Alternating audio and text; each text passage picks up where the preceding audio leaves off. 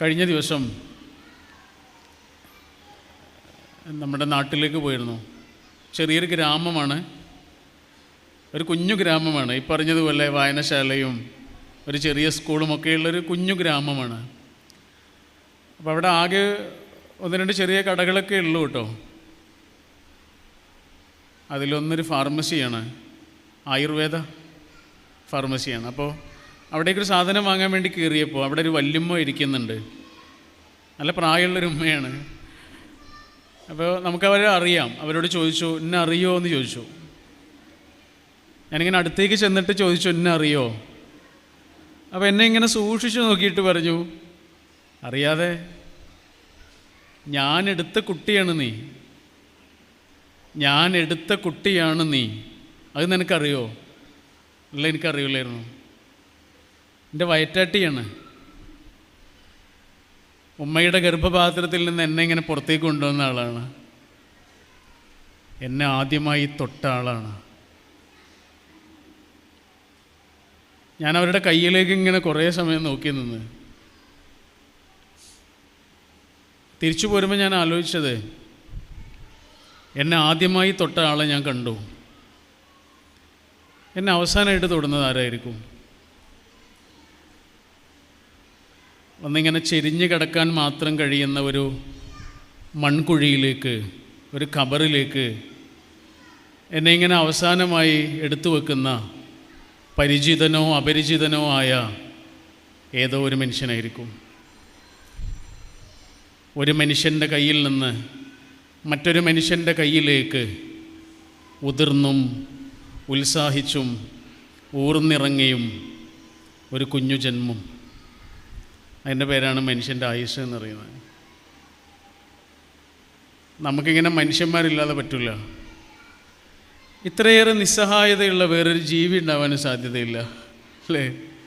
ഒരു പശുവിൻ്റെ കുട്ടിയൊക്കെ ജനിച്ചു കഴിഞ്ഞ് എത്ര പെട്ടെന്നാണ് ഇങ്ങനെ എഴുന്നേറ്റ് ഓടുന്നത്. ഒരാട്ടിൻ്റെ കുട്ടി എത്ര പെട്ടെന്നാണ് ഇങ്ങനെ എഴുന്നേറ്റ് നടക്കുന്നത്.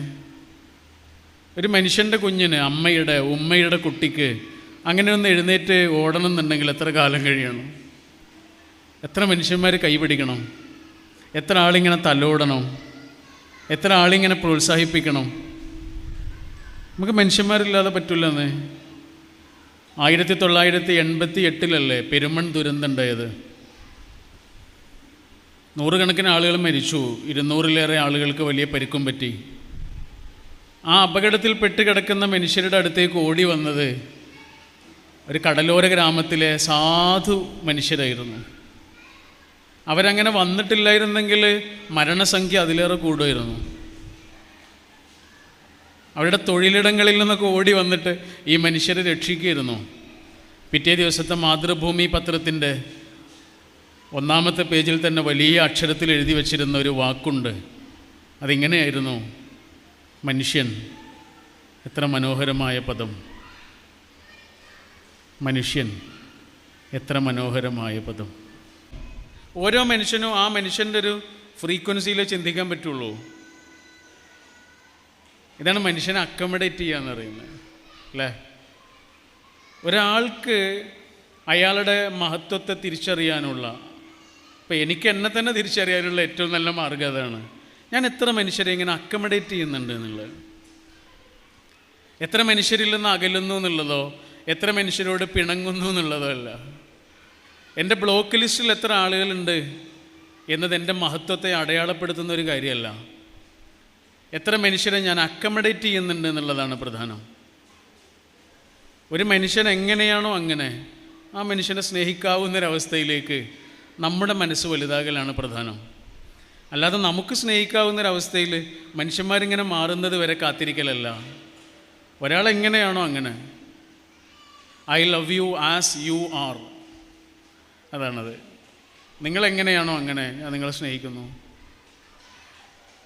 ഇതാണ് ഒരു മനുഷ്യൻ എത്താവുന്ന ഏറ്റവും വലിയ അനുഭവങ്ങളിലൊന്ന് കേട്ടോ. അപ്പോഴേ നമുക്ക് മനുഷ്യന്മാരെ ഇങ്ങനെ മനസ്സിലാവുകയുള്ളൂ. നമ്മുടെ ഒരു ഗുരുനാഥനുണ്ട്, അദ്ദേഹം പറഞ്ഞൊരു സംഭവമാണ്. അത് രാത്രിയിൽ ബസ്സിൽ KSRTCയിൽ മാനന്തവാടിയിലേക്ക് പോവാം. ഒരസമയമാണ്. അങ്ങനെ കോഴിക്കോട് നിന്ന് യാത്ര തുടങ്ങി താമരശ്ശേരി ചുരം എത്തുന്നതിന് മുമ്പ് ആകുമ്പോഴേക്ക് തന്നെ ബസ്സിലെ കണ്ടക്ടർ ഇങ്ങനെ ഉറക്കെ വിളിച്ച് ചോദിക്കുന്നുണ്ട്, ടിക്കറ്റ് എടുക്കാത്ത ആരെങ്കിലും ഉണ്ടോ? ആരും ഒരാൾ ടിക്കറ്റ് എടുത്തിട്ടില്ല എന്ന് അവിടെ കാണിക്കുന്നുണ്ട്, മെഷീനിൽ കാണിക്കുന്നുണ്ട്. പക്ഷെ അത് ആരാണെന്ന് കണ്ടെത്താനും പറ്റുന്നില്ല. ഓരോ ആളുടെ അടുത്ത് വന്നിട്ട് ചോദിക്കുന്നുണ്ട്, പക്ഷെ അവരൊക്കെ എടുത്തിട്ടുണ്ട്. അവസാനം കണ്ടക്ടർ പറഞ്ഞു ബസ് നിർത്തണമെന്ന് ഡ്രൈവറോട്. അങ്ങനെ ഡ്രൈവർ ബസ് നിർത്തി. കണ്ടക്ടർ ഉറക്കെ വിളിച്ചു പറഞ്ഞു, എല്ലാവരും ടിക്കറ്റ് എടുത്തിട്ട് കയ്യിൽ വെക്കണം, പരിശോധിക്കണം. അങ്ങനെ എല്ലാവരും ടിക്കറ്റ് എടുത്ത് കയ്യിൽ വെച്ച് എല്ലാവരുടെ അടുത്ത് വന്നിട്ടും പരിശോധിച്ച് എല്ലാവരും എടുത്തിട്ടുണ്ട്. പക്ഷെ അപ്പോഴാണ് ആ ബസ്സിൻ്റെ ഏറ്റവും പിറകിൽ ആ വലിയ സീറ്റുണ്ടല്ലോ, നീണ്ട സീറ്റ്, അതിൻ്റെ കോർണറിൽ ഒരാളിങ്ങനെ ചുരുണ്ട് കിടക്കുന്നുണ്ട്. കണ്ടക്ടർ അയാളുടെ അടുത്ത് ഇങ്ങനെ ചെന്നിട്ട് വിളിച്ചു. അയാൾ ഉണർന്നു. ബസ്സിലുള്ള മുഴുവൻ ആളുകളും അയാളെയാണ് നോക്കുന്നത്. അയാളാകെ അമ്പരന്ന് പോയി. കണ്ടക്ടർ ചോദിച്ചു, നിങ്ങൾ ടിക്കറ്റ് എടുത്തിട്ടുണ്ടോ? ഇല്ല. അയാളാണ് ടിക്കറ്റ് എടുക്കാത്ത ആൾ. കണ്ടക്ടർ അയാളെ നല്ലോണം വഴക്ക് പറയും. കാരണം ഇത്ര സമയമായിട്ട് കണ്ടക്ടർ ഇങ്ങനെ ഉറക്കെ വിളിച്ച് ചോദിക്കുന്നുണ്ട്, ടിക്കറ്റ് എടുക്കാത്ത ആരെങ്കിലും ഉണ്ടോ? എന്നിട്ട് അയാൾ അതൊന്നും മൈൻഡ് ചെയ്യാതെ കിടക്കുകയായിരുന്നു. കണ്ടക്ടർ അയാളെ പറയാനിരിക്കുന്ന വഴക്ക് കേൾക്കാൻ വേണ്ടിയിട്ട് ആളുകളിങ്ങനെ കാതോർത്ത് നിൽക്കുകയാണ്. പക്ഷെ ഒന്നും കേട്ടില്ല. പരിഭ്രമിച്ച് നിൽക്കുന്ന ആ മനുഷ്യൻ്റെ തോളിലിങ്ങനെ തട്ടിയിട്ട് കണ്ടക്ടർ പറഞ്ഞു, സാരമില്ലാന്ന്, നിങ്ങൾ ഉറങ്ങിപ്പോയതുകൊണ്ടല്ലേ, പേടിക്കണം വേണ്ട. നിങ്ങളെങ്ങോട്ടാണ് പോകുന്നത്? ടിക്കറ്റ് എടുത്തിട്ട് ഉറങ്ങിക്കോളൂ. കോടമഞ്ഞ് പാകിയ ആ ചുരത്തിൻ്റെ നടുവിൽ ആ പാവം മനുഷ്യൻ്റെ ഉള്ളിലെ കാർമേഘങ്ങൾ മുഴുവനും ഒരു കർക്കിടകരാവ് പോലെ പെയ്തൊഴിഞ്ഞു പോയി. ആ കണ്ടക്ടറുടെ ഉള്ളിലുള്ളതിൻ്റെ പേരാണ് സ്പിരിച്വാലിറ്റി എന്ന് പറയുന്നത്. നമ്മളുണ്ടാക്കുന്ന ഒച്ചപ്പാടുകളുടെ ഒന്നും പേരുള്ളത്. ഒരു മനുഷ്യനോട് കാണിക്കുന്ന സ്നേഹവും ഒരു മനുഷ്യൻ്റെ അവസ്ഥകളെ തിരിച്ചറിയാൻ കഴിയുന്ന ഹൃദയവികാസവുമാണ് ശരിക്കും സ്പിരിച്വാലിറ്റി എന്ന് പറയുന്നത്. എത്രയോ ദിവസമായിട്ട് അമ്മയുടെ കൂടെ ആശുപത്രിയിൽ കിടന്നൊന്നുറങ്ങാൻ കഴിയാതെ, എത്രയോ ദിവസങ്ങളായി മക്കളെ കാണാതെ, ഒരു ദിവസം മക്കളെ ഒന്ന് കണ്ടുവരാം എന്ന് വിചാരിച്ച് ബസ് കയറിയ ആളായിരിക്കും, ഉറങ്ങിപ്പോയതായിരിക്കും. ഇനി അങ്ങനെ അല്ലെങ്കിൽ പോലും അയാളെ മനസ്സിലാകുന്നൊരവസ്ഥയിലേക്ക് നമ്മൾ വളരലാണ് സ്പിരിച്വാലിറ്റി. അമേരിക്കയിലെ പ്രസിഡന്റുമാരിൽ ഏറ്റവും കൂടുതൽ മതാചാരങ്ങൾ പുലർത്തിയിരുന്ന ഒരാളുണ്ട്. അദ്ദേഹത്തിൻ്റെ കാലത്താണ് അമേരിക്ക ഏറ്റവും കൂടുതൽ യുദ്ധങ്ങളിൽ ഏർപ്പെട്ട് മനുഷ്യരെ കൊന്നത്. പട്ടാളത്തെ ഇങ്ങനെ പറഞ്ഞയക്കുമ്പോൾ അദ്ദേഹത്തിൻ്റെ കഴുത്തിലുണ്ടായിരുന്ന കുരിശുമാലയിൽ ചുംബിച്ചിരുന്ന മനുഷ്യനാണത്. മുഗള രാജാക്കന്മാരിൽ ഏറ്റവും കൂടുതൽ മതാചാരങ്ങൾ പുലർത്തിയിരുന്ന ആളായിരുന്നു ഔറംഗസീബ്. ഖുർആനൊക്കെ ഇങ്ങനെ പകർത്തി എഴുതിയിരുന്ന ആളാണ്. പക്ഷെ അതേ മനുഷ്യൻ തന്നെ തൊട്ടപ്പുറത്തെ ഒരു കെട്ടിടത്തിൽ സ്വന്തം വാപ്പയെ ഇങ്ങനെ കെട്ടിയിട്ടിരുന്നു. റിലീജിയസ് ആവുക എന്ന് പറഞ്ഞാൽ സ്പിരിച്വൽ ആവുക എന്നല്ല അതിൻ്റെ അർത്ഥം. സ്പിരിച്വൽ ആവുക എന്ന് പറഞ്ഞാൽ ഒരാളുടെ ഉള്ളിലെ വാല്യൂസാണ്.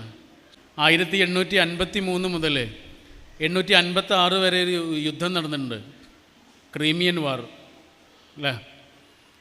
റഷ്യക്കെതിരെയാണ്. ബ്രിട്ടനും ഫ്രാൻസും ഒട്ടോമൻ സാമ്രാജ്യങ്ങളും ചേർന്നിട്ട് നടത്തിയ യുദ്ധമാണ്. ആ യുദ്ധം നടക്കുന്ന സമയത്ത് ബ്രിട്ടനിലെ ഏറ്റവും വലിയ സയൻറ്റിസ്റ്റിനെ അവിടുത്തെ ഗവൺമെൻറ് വിളിച്ചു. എന്നിട്ട് അയാളോട് പറഞ്ഞു, റഷ്യയിലുള്ള മുഴുവൻ ആളുകളെയും കൊല്ലണം, മുഴുവൻ ആളുകളെയും കൊല്ലാൻ ആവശ്യമുള്ള ഒരു ആയുധം കണ്ടുപിടിക്കണം. നിങ്ങളങ്ങനെ കണ്ടുപിടിച്ച് തന്നാൽ നിങ്ങളുടെ ഒരു 100 തലമുറക്കെങ്കിലും ജീവിക്കാനുള്ള പണം ഞങ്ങൾ തരും. ഇതാണ് ഓഫർ. അത്രയും ഭീമമായ പണമാണ് അയാൾക്ക് ഓഫർ ചെയ്തത്. അത് കേട്ട് അദ്ദേഹം വീട്ടിലേക്ക് പോയി. അദ്ദേഹം 2 ദിവസം ഇങ്ങനെ ആലോചിച്ചു എന്ത് ചെയ്യണമെന്ന്. ആലോചിച്ചിട്ടൊരു തീരുമാനത്തിലെത്തി. അതൊരു കത്തായിരുന്നു. ആ കത്ത് എഴുതിയിട്ട് അദ്ദേഹം സർക്കാരിന് കൊടുത്തു. ആ കത്ത് ഇങ്ങനെയായിരുന്നു. ആ കത്തിലെ വരികളാണ് ഞാൻ പറയണത് കേട്ടോ. അതിങ്ങനെയായിരുന്നു: എങ്ങനെയാണ് ഉറുമ്പുകൾ ഭക്ഷണം കൊണ്ടുപോകുന്നത് എന്ന് നിങ്ങൾ ശ്രദ്ധിച്ചിട്ടുണ്ടോ? ഞാൻ ശ്രദ്ധിച്ചിട്ടുണ്ട്. ഞാനിങ്ങനെ നോക്കിയിരിക്കാറുണ്ട്. കുറേ അകലെ നിന്ന് ഭക്ഷണ പദാർത്ഥങ്ങൾ ഇങ്ങനെ ഉരുട്ടി കൊണ്ടുവരും. എന്നിട്ട് അതിൻ്റെ ആ ചെറിയ ഹോളിൻ്റെ അടുത്തെത്തിയിട്ട് ആ ഹോളിൻ്റെ അകത്തേക്ക് കൊണ്ടുപോകാൻ കഴിയില്ല. ഉറുമ്പിന് മാത്രമേ അതിനകത്തേക്ക് പോകാൻ കഴിയുള്ളൂ. ആ ഭക്ഷണം അകത്തേക്ക് കൊണ്ടുപോകാൻ കഴിയാതെ ഇങ്ങനെ നിസ്സഹായതയിൽ നിൽക്കുന്ന ഉറുമ്പുകളെ ഞാനിങ്ങനെ നോക്കിയിരിക്കാറുണ്ട്. എന്നിട്ട് പറയാണ്, മനുഷ്യനും ഇങ്ങനെയൊക്കെ തന്നെയാണ്. മനുഷ്യൻ എത്ര പണം ഉണ്ടാക്കി കഴിഞ്ഞാലും അങ്ങോട്ട് കൊണ്ടുപോകാൻ കഴിയില്ല. അത് മരണത്തിൻ്റെ മാളത്തിൻ്റെ ഇപ്പുറത്ത് വെക്കണം. അതുകൊണ്ട് നോട്ടുകെട്ടുകൾ കാണിച്ചിട്ട് നിങ്ങൾക്ക് എന്നെ പ്രലോഭിപ്പിക്കാം എന്ന് വിചാരിക്കരുത് കേട്ടോ. ഞാനതിൽ വീഴൂല. മനുഷ്യനെ കൊല്ലാൻ എന്നെ കൊണ്ട് പറ്റില്ല. അദ്ദേഹം പറഞ്ഞാണ്, എനിക്ക് കിട്ടുന്ന അറിവ്, എനിക്കറിയുന്ന ശാസ്ത്രജ്ഞാനം, എനിക്കുള്ള ബുദ്ധി, ഇത് മനുഷ്യൻ്റെ മുഖത്ത് പുഞ്ചിരിക്ക് കാരണമാകാനല്ലാതെ മനുഷ്യൻ്റെ മുഖത്ത് സങ്കടത്തിന് കാരണമാകാൻ ഞാനത് ഉപയോഗിക്കൂല എന്ന് പറഞ്ഞ മനുഷ്യൻ്റെ പേര് മൈക്കൽ ഫാരഡേ എന്നായിരുന്നു. 1791 സെപ്റ്റംബർ 2 ഒരു സ്വർണ്ണപ്പണിക്കാരൻ്റെ 4 മക്കളിൽ 3-മനായി ജനിച്ച് പണമില്ല എന്ന ഒരൊറ്റ കാരണം കൊണ്ട് സ്കൂളിലേക്ക് പോകാൻ കഴിയാതെ ഒരു ബുക്ക് ബൈൻഡിങ് ഷോപ്പിൽ ജോലിക്കാരനായി നിന്ന് അങ്ങോട്ട് വരുന്ന പുസ്തകങ്ങൾ വായിച്ച്, സർ ഹംഫ്രി ഡേവിയുടെ ഒരു പുസ്തകം പിന്നെയും വായിച്ച് ഹംഫ്രി ഡേവിയെ തേടി ചെന്ന് 1813 അദ്ദേഹത്തിൻ്റെ പരീക്ഷണശാലയിൽ സഹായിയായി നിന്ന് വൈദ്യുതിക്ക് സഹായകരമായി ഡൈനാമോയും മോട്ടോറും കണ്ടുപിടിച്ച മൈക്കൽ ഫാരഡേ ആൽബർട്ട് ഐൻസ്റ്റീൻ്റെ സ്വീകരണ മുറിയിൽ 2 ചിത്രങ്ങളാണ് തൂക്കിയിട്ടിരുന്നത്. ഒന്ന് ഐസക് ന്യൂട്ടൻ്റെ ഫോട്ടോ ആയിരുന്നു, മറ്റൊന്ന് മാൻ ഓഫ് ഗോഡ് എന്നും മാൻ ഓഫ് സയൻസ് എന്നും അറിയപ്പെടുന്ന മൈക്കൽ ഫാരഡേയുടേതായിരുന്നു. ഇതാണ് മനുഷ്യത്വം.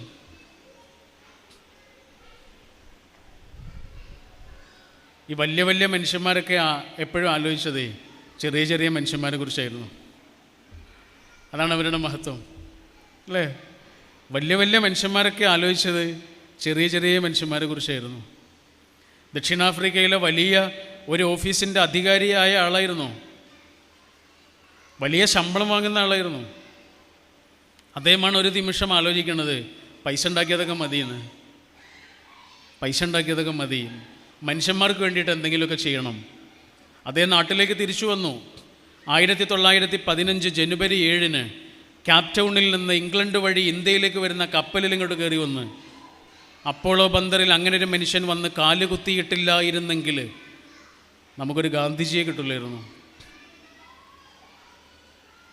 മനുഷ്യന് വേണ്ടിയിട്ടാണ് അങ്ങോട്ട് വന്നത്. മധുരയിൽ നിന്ന് ഇങ്ങനെ ഒരു കാൽനട യാത്ര പോകുകയായിരുന്നു ഗാന്ധി. 1920കളുടെ തുടക്കത്തിലോ മറ്റോ ആണ്. അപ്പോഴാണ് വൈഗാ നദിയിലൊരു അമ്മ ഇങ്ങനെ തുണി അലക്കുന്നത് കണ്ടത്. തുണി അലക്കുന്നത് എങ്ങനെയാണെന്നറിയോ? സ്വന്തം ഉടുത്തിരിക്കണ സാരിയാണ് അലക്കിക്കൊണ്ടിരിക്കുന്നത്. അപ്പോൾ ഗാന്ധിജി ചോദിക്കുന്നുണ്ട്, അതെന്താ വേറെ വസ്ത്രമില്ലേ? അപ്പോൾ അമ്മ പറയുന്നുണ്ട്, എനിക്ക് വേറെ ചേലയില്ല, വേറെ സാരിയില്ല. ഇത് കേട്ട ഉടനെ ഗാന്ധിജി ഇങ്ങനെ സങ്കടത്തോടു കൂടി കുപ്പായ അഴിച്ചു. ആ മേൽക്കുപ്പായ ഇങ്ങനെ അഴിച്ചിട്ട് ആ പുഴയിലെ വെള്ളത്തിലേക്ക് ഇട്ടിട്ട് ഇങ്ങനെ ഒഴുക്കി കൊടുത്തു. അത് കിട്ടുന്നത് വരെ കാത്തിരുന്ന് കിട്ടിക്കഴിഞ്ഞപ്പോൾ ഗാന്ധിജിയോട് ഇങ്ങനെ കൈകൾ ഉയർത്തി നന്ദി പറഞ്ഞു അമ്മ. ആ നദിക്കരയിൽ നിന്നുകൊണ്ടാണ് ഗാന്ധിജി തീരുമാനിച്ചത്, എൻ്റെ നാട്ടിലെ കോടാനുകോടി മനുഷ്യന്മാർക്കും ഉടുതുണിക്ക് മറുതുണി ഉണ്ടാകുന്നത് വരെ, ഉടുത്ത സാരിക്ക് മറ്റൊരു സാരി പകരമില്ല ഉണ്ടാകുന്നത് വരെ ഞാൻ എൻ്റെ മേൽക്കുപ്പായം ധരിക്കൂല എന്ന്. അന്ന് ഊരിയിട്ടതാണ്, പിന്നെ ധരിച്ചിട്ടില്ല. 1948 ജനുവരി 30 78ാമത്തെ വയസ്സിലിങ്ങനെ കൊല്ലപ്പെട്ട് വീഴുമ്പോഴും ആ പാവം ശരീരത്തിൽ കുപ്പായം ഉണ്ടായിരുന്നില്ല. ഇന്ന് ജീവിച്ചിരിക്കുകയാണെങ്കിലോ ഒന്നുണ്ടാവില്ല. ഒരു ബ്രിട്ടീഷുകാരൻ ഗാന്ധിജിയോട് പറയുന്നുണ്ട്, ഒരാൾക്ക് ആവശ്യമുള്ള അത്ര വസ്ത്രം നിങ്ങളുടെ ശരീരത്തിലില്ലല്ലോ. അപ്പോൾ ഗാന്ധിജി തിരിച്ചു പറഞ്ഞത് ഇങ്ങനെയാണ്, 2 ആൾക്ക് ആവശ്യമുള്ള അത്ര വസ്ത്രം നിങ്ങളുടെ ശരീരത്തിലുണ്ടല്ലോ. അതിൻ്റെ പേരായിരുന്നു ഗാന്ധി. ഒരു കുട്ടി വന്നിട്ട്, ഒരു ചെറിയ മോള് വന്നിട്ട് ഗാന്ധിജിയോട് ചോദിക്കുന്നുണ്ട്, ബാപ്പുജി എന്താണ് ഈ ജനാധിപത്യം? അപ്പോൾ ആ കുട്ടിക്ക് മനസ്സിലാകുന്ന രൂപത്തിൽ ഗാന്ധിജി പറഞ്ഞു കൊടുത്തത് ഇങ്ങനെയാണ്, അതെന്താണെന്നറിയോ മോളെ, 10 ആളുകൾ ഒരു ഓട്ട മത്സരത്തിൽ പങ്കെടുത്തല്ലേ ഒരാളെ ജയിക്കുള്ളൂ. ആ ജയിച്ച ആൾ ആലോചിക്കണം, ജയിച്ചു കഴിഞ്ഞതിന് ശേഷം എൻ്റെ കൂടെ 9 ആളുകൾ ഓടിയിരുന്നു എന്ന്. അതിൻ്റെ പേരാണ് ജനാധിപത്യം. പറ്റുമെങ്കിൽ ആ 9 ആളുകളെയും ഇങ്ങനെ നെഞ്ചിലേക്ക് ചേർത്ത് പിടിച്ചിട്ട് സാരല്ലടാ എന്ന് പറയണം. അതിൻ്റെ പേരാണ് ജനാധിപത്യം. തോറ്റവൻ്റെ കൂടെ നിൽക്കുന്നതിൻ്റെ പേരാണത്. ജയിച്ചവൻ്റെ കൂടെ നൃത്തമാടുമ്പോഴല്ല, തോറ്റവൻ്റെ തോളിൽ പിടിക്കുമ്പോഴാണ് ഒരാൾ ശരിക്കൊരു മനുഷ്യനാവുള്ളത്. അതാണ് ഗാന്ധിജി പറഞ്ഞു തരുന്നത്. സ്വാതന്ത്ര്യം നേടിയ കാലത്ത് നെഹ്റുവിന് വലിയൊരു ആഗ്രഹം ഉണ്ടായിരുന്നു, ഇന്ത്യയിലൊരു കാർ ഫാക്ടറി തുടങ്ങണമെന്ന്. അങ്ങനെ ഗാന്ധിജിയോട് ചെന്നിട്ട് ആ ആശയം പറഞ്ഞു. അപ്പോൾ ഗാന്ധിജി പറഞ്ഞു അത് വേണ്ട, ഇന്ത്യയിലുള്ള മഹാഭൂരിപക്ഷം വരുന്ന മനുഷ്യന്മാരും കാറിൽ സഞ്ചരിക്കുന്ന ആളുകളല്ല, ഇപ്പോൾ കാൽനട യാത്രക്കാരാണ്. അതുകൊണ്ട് പറ്റുമെങ്കിൽ ഒരു സൈക്കിൾ ഫാക്ടറി തുടങ്ങിക്കൊള്ളൂ എന്നാണ് പറഞ്ഞത്. നെഹ്റു കാർ ഫാക്ടറി തുടങ്ങിയിട്ടില്ല, നെഹ്റുവിൻ്റെ പേരക്കുട്ടിയാണ് കാർ ഫാക്ടറി തുടങ്ങിയത്, രാജീവ് ഗാന്ധി. അപ്പോഴേക്ക് രാജ്യവും ഒരുപാട് മാറിയിരുന്നു.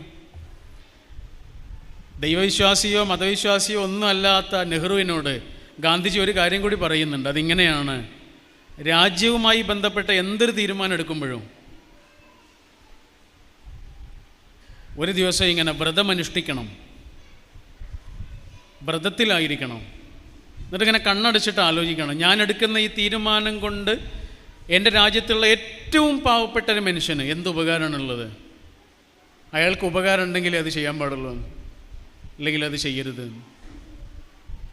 ചെറിയ ദർശനമാണോ അത്? ചെറിയ ഫിലോസഫിയാണോ പറഞ്ഞെടുത്ത്? നമ്മളൊക്കെ ആലോചിക്കേണ്ടത് തന്നെയല്ലേ അതല്ലേ?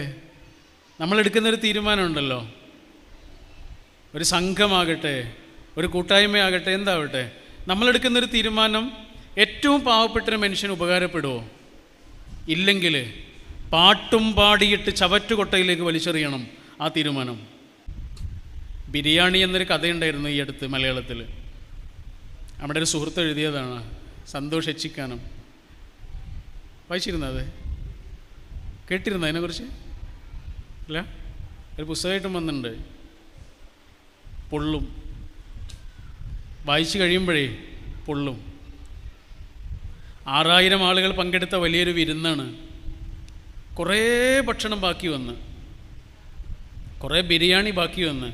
അപ്പോൾ അതിങ്ങനെ കുഴിച്ചിടുന്നതിന് വേണ്ടിയിട്ടൊരു ബംഗാളിയെ വിളിച്ചു, നമ്മുടെ ഭാഷയിൽ ബംഗാളിയെ വിളിച്ചു. അദ്ദേഹം വന്നിട്ട് കുഴി വെട്ടുന്നുണ്ട്. അദ്ദേഹത്തിന് അറിയില്ല ഇതെന്തിനുള്ള കുഴിയാണെന്ന്.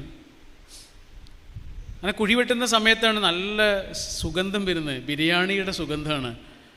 അയാൾക്ക് മനസ്സിലായി അത് ബിരിയാണിയാണ്, ബസ്മതി അരിയിട്ട ബിരിയാണിയാണ് എന്ന് തന്നെ മനസ്സിലായി. അതിൻ്റെ സ്മെല്ലുണ്ട്. കാരണം ഈ ബസ്മതി അരി ആയിട്ട് ഇയാൾക്കൊരു ബന്ധമുണ്ട്.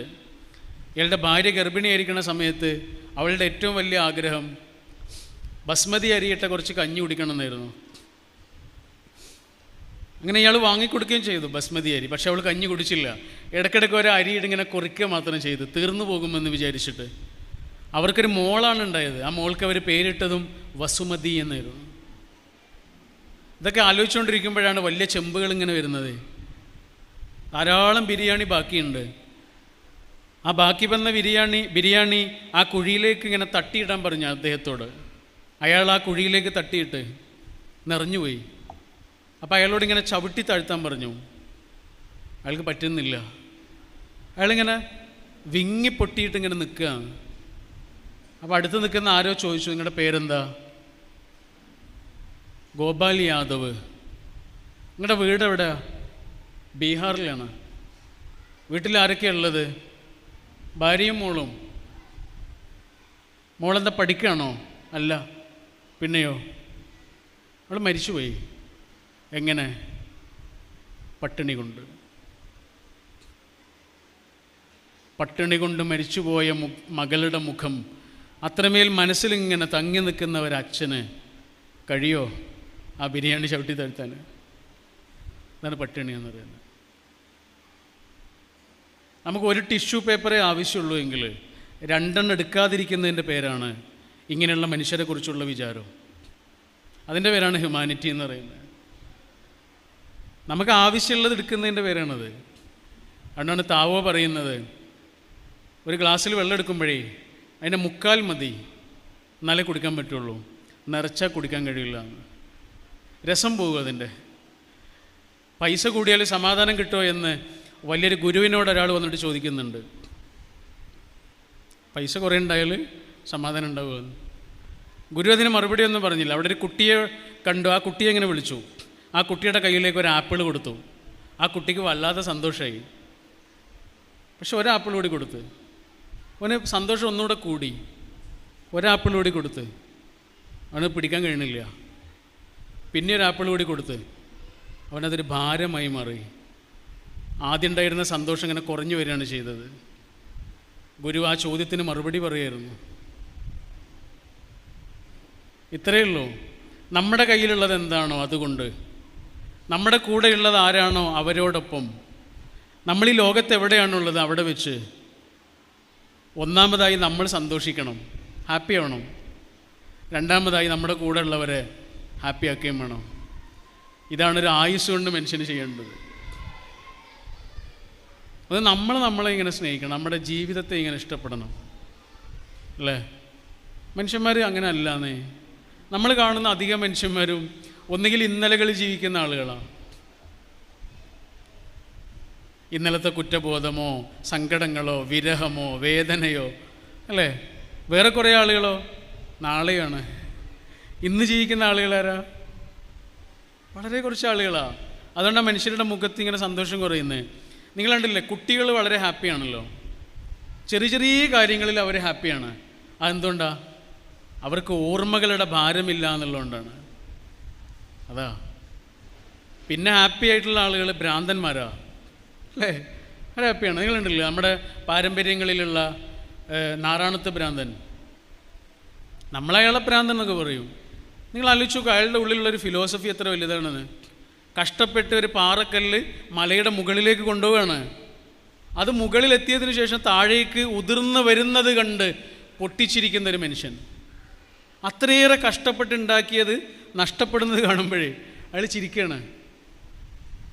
നമുക്കൊരു ചെറിയ നഷ്ടത്തിൽ പോലും ഒന്ന് ചിരിക്കാൻ കഴിയുമോ? കഴിയില്ല. എന്നിട്ട് നമ്മൾ അയാളെ വിളിച്ചത് ഭ്രാന്തനാണ്. നഷ്ടങ്ങളിലും ഒരാൾക്ക് ഇങ്ങനെ പതറാതെ നിൽക്കാൻ കഴിയുക എന്നതാണ് നാറാണത്ത് ഭ്രാന്തൻ പഠിപ്പിച്ചു തന്ന പാഠം. ചിരിക്കൊന്നും വേണ്ട, പക്ഷെ പതറാതിരിക്കുന്നതിൻ്റെ പേരാണത്. അപ്പോഴാണ് ഒരാൾക്ക് അവനവൻ്റെ ഈ ദിവസത്തെ ഇങ്ങനെ ആഘോഷിക്കാൻ പറ്റുക. ഈ നിമിഷത്തെ. ഡൈ എം ടി എന്ന് പറഞ്ഞൊരു പുസ്തകമുണ്ട്, ഗംഭീരമായിട്ടുള്ളൊരു പുസ്തകമാണ്. ആ പുസ്തകത്തിലൊരു ഗുരുവിൻ്റെ വിദ്യാർത്ഥികളോട് ചോദിക്കുന്നുണ്ട്, ലോകത്തെ ഏറ്റവും സമ്പന്നമായ പ്രദേശം ഏതാണ്? Richest land. അപ്പോൾ കുട്ടികൾ അതിന് കുറേ മറുപടിയൊക്കെ പറയുന്നുണ്ട്. സാധാരണ ഗൂഗിൾ തരുന്ന ഉത്തരങ്ങളൊക്കെ പറയുന്നുണ്ട്. പക്ഷെ ഗുരു അതൊന്നും അല്ല ഉത്തരം എന്നാണ് പറയുന്നത്. ഉത്തരം തെറ്റാണ് തെറ്റാണ് തെറ്റാണ്. പിന്നെ ഏതാണ് ശരി ഉത്തരം? അപ്പോൾ ഗുരു അതിന് പറഞ്ഞ മറുപടി ഇങ്ങനെയായിരുന്നു, ലോകത്തെ ഏറ്റവും സമ്പന്നമായ പ്രദേശം എന്ന് പറയുന്നത് ശ്മശാനങ്ങളാണ്, മനുഷ്യന്മാർ മരിച്ചു കിടക്കുന്ന സ്ഥലങ്ങളാണ്. കാരണം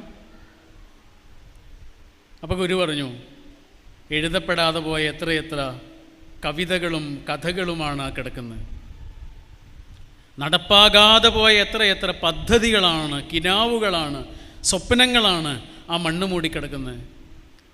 പറയാതെ പോയ എത്രയെത്ര സ്നേഹബന്ധങ്ങളും പ്രണയബന്ധങ്ങളുമാണ് ആ കിടക്കുന്നത്. ചേർത്ത് പിടിക്കാതെ പോയ എത്രയെത്ര ആലിംഗനങ്ങളാണ് ആ കിടക്കുന്നത്. പകരാതെ പോയ എത്രയെത്ര ചുംബനങ്ങളാണ് ആ കിടക്കുന്നത്. അതുകൊണ്ട് ശ്മശാനങ്ങളാണ് ഏറ്റവും റിച്ചസ്റ്റായ സ്ഥലങ്ങളെന്ന് പറഞ്ഞു. അത് പറഞ്ഞതിന് ശേഷം ഗുരു അവർക്ക് പറഞ്ഞു കൊടുത്തു, മക്കൾക്ക് പറഞ്ഞു കൊടുത്തു, ഡെക്കറേറ്റ് യുവർ ടുഡേ. അതാണ് നമുക്ക് ഏതെങ്കിലും അർത്ഥത്തിൽ ഭംഗിയാക്കാൻ പറ്റിയത് നമ്മുടെ ഇന്നിനെ മാത്രമാണ്. ഇന്നലകളൊക്കെ കഴിഞ്ഞു പോയെന്ന്. ബ്രസീലിലെ ആമസോൺ കാടുകളിൽ പൂക്കാലം അവസാനിക്കുന്ന സമയത്തൊരു പൂവിടരും. ആ പൂവിന് ആകെ 3 ദിവസത്തെ ആയുസേ ഉള്ളൂ. 3 ദിവസവും അതിന് 3 കളറാണ്. അതുകൊണ്ട് ആ പൂവിന് നാട്ടുകാർ വിളിക്കുന്ന പേര് ദിവസങ്ങളുടെ പൂവ് എന്നാണ്, കാലത്തിൻ്റെ പൂവ് എന്നൊക്കെ പറയും. കാരണം ഈ 3 ദിവസം എന്ന് പറയുന്നത് 3 കാലമാണ്, ഇന്നലെ, ഇന്ന്, നാളെ. ഒന്നാമത്തെ ദിവസം അതിൻ്റെ കളറ് പർപ്പിൾ കളറാണ്. ഇന്നലെയാണ്, ഇന്നലെ. പർപ്പിൾ കളറ് ഒരു തരം മിസ്റ്റീരിയസ് കളറാണെന്ന് പറയുന്നു. അതൊക്കെ നിഗൂഢമാണ്, കഴിഞ്ഞുപോയി. ഇനി അതിൽ നിന്ന് എന്തെങ്കിലും പഠിക്കാനുണ്ടെങ്കിൽ പഠിച്ചിട്ട് അത് ഉപേക്ഷിക്കണം. കൊണ്ട് നടന്നാലും നമുക്കൊരു ചുവട് മുന്നോട്ട് പോകാൻ കഴിയില്ല. ഡെഡാണ്, ഡെഡ് എസ്റ്റർഡേയ്സ് ആണ്. എന്നാൽ രണ്ടാമത്തെ ദിവസം അതിൻ്റെ കളർ എന്താണെന്നറിയാം? ലാവെൻഡറാണ്. അത് ഇന്നാണ്. ലാവെൻഡർ എന്ന് പറയുന്നത് ഹാപ്പിനെസ്സിൻ്റെ കളറാണ്, പ്രണയത്തിൻ്റെ, സ്നേഹത്തിൻ്റെ ഒക്കെ കളറാണ്. അതാണ് ഇന്ന്. നാളെ ആകുമ്പോഴേക്കത് പെയിലായി, മൂന്നാമത്തെ ദിവസം ആകുമ്പോഴേക്കത് പെയിലായി. അതുകൊണ്ടാണ് ആ പൂവിന് ആ പേര് കിട്ടിയത്. ഇതാണ് നമ്മുടെ കയ്യിലുള്ളത് എന്താണോ അതുകൊണ്ട്. നമുക്ക് പഠിച്ചവൻ എന്താണോ തന്നത് അതുകൊണ്ട്. പഠിച്ചവൻ ആരെയാണോ തന്നത് അവരോടൊപ്പം. പഠിച്ചവൻ എവിടെയാണോ നമ്മൾ എത്തിച്ചത് അവിടെ വെച്ച് ജീവിതത്തെ നമ്മൾ ഡെക്കറേറ്റ് ചെയ്യണം. ഇതാണ് ഒന്നാമതായി ഒരു മനുഷ്യൻ അവനവനോട് ചെയ്യേണ്ടത്. പിന്നെ ചെയ്യേണ്ടത് എന്താണ്? ചുറ്റുമുള്ള മനുഷ്യർക്ക് എന്തെങ്കിലും ഒരു ഹാപ്പിനെസ് കൊടുക്കണം. അത് നമുക്ക് എന്താണോ തന്നത്, പാടാനാണോ കഴിയുക, പാടിയിട്ട്. പറയാനാണോ കഴിയുക, പറഞ്ഞിട്ട്. ഒന്ന് ചെന്ന് കാണാനാണോ കഴിയുക, ചെന്ന് കണ്ടിട്ട്. ഇതാണ് ഒരു മനുഷ്യൻ അയാളുടെ ആയുസ്സിനെ ഇങ്ങനെ അർത്ഥവത്താക്കുകയാണത്. റോണ്ടി പോഷ് എന്ന് പറഞ്ഞിട്ടൊരു എഴുത്തുകാരനുണ്ട് കേട്ടോ, നിങ്ങൾ വായിക്കേണ്ട ഒരാളാണ്. അദ്ദേഹം 42 വയസ്സ് വരെ ആകെ ജീവിച്ചത്. 41ാമത്തെ വയസ്സിലാണ് കണ്ടെത്തിയത് ശരീരത്തിനകത്ത് 20 ട്യൂമറുകളുണ്ട്. വലിയ ജീവിച്ചിരുന്നെങ്കിൽ വലിയ സംഭാവനകൾ ശാസ്ത്രത്തിന് ആയിരുന്ന ആളാണ്. ഗൂഗിളിൽ വർക്ക് ചെയ്ത ആളാണ് അദ്ദേഹം. ഒരു കോളേജിലെ ലെക്ചറായിരുന്നു. അങ്ങനെ അദ്ദേഹത്തിന് ട്യൂമറാണ് എന്നറിഞ്ഞതോടുകൂടി അദ്ദേഹം ജോലിയിൽ നിന്ന് രാജിവെക്കുകയാണ്. സാധാരണ അവിടുന്ന് റിട്ടയർഡായി പോകുന്ന ആളുകൾ റിട്ടയർഡായി പോകുന്ന സമയത്ത് ഒരു പ്രസംഗം നടത്തും. അതാണ് ദ ലാസ്റ്റ് ലെക്ചറർ. ആ പ്രസംഗം ഇദ്ദേഹം നടത്തുന്നത് 41ാമത്തെ വയസ്സിലാണ്. ആ പ്രസംഗം ഇപ്പോഴും യൂട്യൂബിൽ കിടക്കുന്നുണ്ട്. 2008 സംഭവം. അന്ന് ലക്ഷക്കണക്കിന് ആളുകൾ അത് ലൈവായിട്ട് കണ്ടിട്ടുണ്ട്. 2009 അത് പുസ്തകമായിട്ട് ഇറങ്ങി, മലയാളത്തിലും ഇറങ്ങിയിട്ടുണ്ട്. അത് അന്ത്യപ്രഭാഷണം എന്നാണ് അതിൻ്റെ പേര്. 2009 ഏറ്റവും അധികം വിൽക്കപ്പെട്ട പുസ്തകങ്ങളിൽ ഒന്നായിട്ട് അത് മാറി. അടുത്ത ഏതൊരു നിമിഷവും മരിച്ചു പോകാം എന്ന് ഉറപ്പുള്ളൊരു മനുഷ്യൻ പറയുന്ന വാക്കിന് വല്ലാത്ത ശക്തി ഉണ്ടാവും അല്ലേ? ജീവിതത്തെ ഏറ്റവും കൂടുതൽ സ്നേഹിക്കുന്ന ആളാരായിരിക്കും എന്നറിയാം? നാളെ തൂക്കിലേറ്റപ്പെടുമെന്ന് ഉറപ്പുള്ള ഒരു തടവ് പുള്ളിയായിരിക്കും. അയാൾക്കറിയാം നാളെ ഞാൻ മരിക്കുമെന്ന്. അയാൾക്ക് അയാളുടെ മുന്നിലൂടെ ഇങ്ങനെ നടന്നു പോകുന്ന പോലീസുകാരനോട് പോലും സ്നേഹം തോന്നും. അയാളെ ഇങ്ങനെ ആ കൊലക്കയറിലേക്ക് കൊണ്ടുപോകുന്ന മനുഷ്യരോട് പോലും അയാൾക്ക് സ്നേഹം തോന്നും. ആ രാത്രിയിൽ അയാൾ കേൾക്കുന്ന എല്ലാ ശബ്ദങ്ങളോടും അയാൾക്ക് സ്നേഹം തോന്നും. കാരണം അയാൾക്കറിയാം നാളെ ഞാനത് കേൾക്കില്ലെന്ന്. അയാൾ പറയുന്ന ഓരോ വാക്കിനും അത്രയേറെ ഗൗരവം ഉണ്ടാവും. അതുകൊണ്ടാണ് വസിയത്തുകൾക്ക് ഇത്രയധികം ശക്തി ഉണ്ടാവുന്നത് അല്ലേ? മലയാളത്തിൽ വസിയത്ത് തന്നെയുള്ള പറയുക. EMSൻ്റെ വസിയത്ത് എന്ന് പറഞ്ഞൊരു പുസ്തകം പോലും ഉണ്ട്. റോണ്ടി പോഷിൻ്റെ വസിയത്തായിരുന്നു ശരിക്കും ആ പ്രസംഗം. അതിൽ അദ്ദേഹം പറയുന്ന ഒരു കാര്യം ഇങ്ങനെയാണ്: നമ്മൾ നമ്മുടെ സ്വപ്നങ്ങൾ മാത്രം ഇങ്ങനെ സഫലമാക്കാൻ വേണ്ടിയിട്ട് പ്രയത്നിക്കലല്ല, വേറെ ഒരു മനുഷ്യൻ്റെയെങ്കിലും സ്വപ്നത്തിന് നമ്മളിങ്ങനെ കൂട്ടു നിൽക്കുന്നതിൻ്റെ മഹത്വമാണ് തിരിച്ചറിയേണ്ടത് എന്ന് പറയുന്നുണ്ട്. നമ്മുടെ സ്വപ്നങ്ങളിലേക്ക് നമ്മൾ എത്തണം, തീർച്ചയായും എത്തണം. പക്ഷെ അതിൻ്റെ കൂടെ നമ്മൾ ചെയ്യേണ്ടത് ഇതാണ്: നമ്മൾ എത്ര ജയിച്ച് കയറുമ്പോഴും തോറ്റ മനുഷ്യനെ കുറിച്ച് ആലോചിക്കുക എന്നുള്ളതാണ് എന്ന് പറയുന്നുണ്ട്. ദ ബക്കറ്റ് ലിസ്റ്റ് എന്ന് പറഞ്ഞൊരു സിനിമയുണ്ട്. ഭയങ്കര രസമുള്ള സിനിമയാണ്. ഒരു ആശുപത്രിയിൽ കിടക്കുന്ന 2 രോഗികളാണ്. ഒരാൾ നല്ല പണക്കാരനാണ്, ഒരാളൊരു പാവപ്പെട്ട ആളാണ്. ഈ പാവപ്പെട്ട ആൾ ഇടയ്ക്കിടയ്ക്ക് ഇങ്ങനെ ഒരു കടലാസിലെന്തോ എഴുതിയിട്ട് ചവറ്റുകൊട്ടയിലേക്ക് ഇങ്ങനെ എറിയും. ആ പണക്കാരൻ ശ്രദ്ധിക്കുന്നുണ്ട്. ഒരു ദിവസം ആ പാവപ്പെട്ട ആളിങ്ങനെ കിടന്നുറങ്ങുന്ന സമയത്ത് ആ ചവറ്റുകൊട്ടയിലേക്ക് ഇയാൾ എഴുതി വലിച്ചെറിഞ്ഞത് ആ പേപ്പറുകൾ ഈ പണക്കാരനായ ആളിങ്ങനെ എടുത്ത് നോക്കി. അദ്ദേഹത്തിൻ്റെ ആഗ്രഹങ്ങളുടെ പട്ടികയാണ്. ആ പാവപ്പെട്ട മനുഷ്യനെ അയാളുടെ സ്വപ്നങ്ങൾ ഇങ്ങനെ എഴുതി വെച്ചതാ. ഈ പണക്കാരൻ ആദ്യമായി എടുത്തു നോക്കിയ പേപ്പറിൽ എന്താ എഴുതി വെച്ചതെന്നറിയാം? ഒരു ബർഗർ കഴിക്കണം എന്ന്. അത്രയേ ഉള്ളൂ. ഒരു കുഞ്ഞു സ്വപ്നമാണ്, ഒരു ബർഗർ കഴിക്കണമെന്ന്. ആ ബർഗർ കഴിക്കാൻ അയാളെ സഹായിക്കലാണ് അപ്പോൾ ആ പണക്കാരൻ ചെയ്യേണ്ട ഒരേ ഒരു സേവനം. അതാണ് സംതിങ് ബ്യൂട്ടിഫുൾ ഫോർ ഗോഡ്. മനുഷ്യൻ്റെ കൂടെ നിൽക്കലാണത്. പ്രത്യേകിച്ചും തോറ്റ മനുഷ്യൻ്റെ കൂടെ നിൽക്കലാണ്. ജയിച്ച മനുഷ്യൻ്റെ കൂടെ മാത്രമല്ല, ജയിച്ച മനുഷ്യൻ കൂടി തോറ്റ മനുഷ്യൻ്റെ കൂടെ നിൽക്കുക എന്നുള്ളതാണ് ശരിയായ ഒരു മനുഷ്യത്വത്തിലേക്കുള്ള ഒരാളുടെ വളർച്ചയും വികാസവും.